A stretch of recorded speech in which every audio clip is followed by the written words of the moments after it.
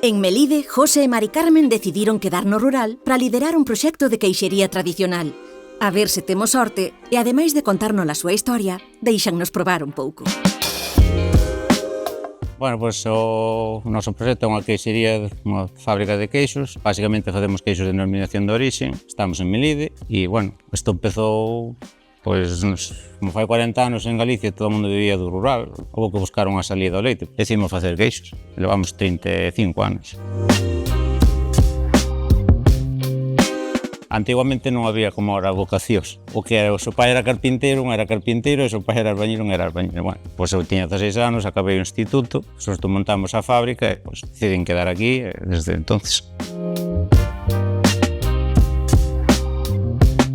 Normalmente, esos que estamos no rural, porque empezamos de pequeno no rural, despois seguimos medrando, entonces quedamos no rural. Entonces acostumbrámonos a isto, é verdade que nos gusta. Encima facemos algo que dependemos do rural, porque temos unha materia prima que é o leite que necesita o campo.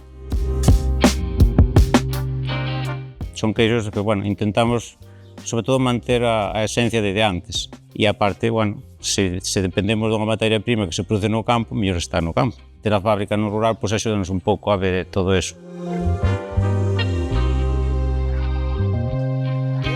Hai certas cousas nas que penso que hai unha esencia que se debe manter sempre, que é a de toda a vida. Entón, pois eso, intentamos que seña un queixo como os de antes, que gustos de agora.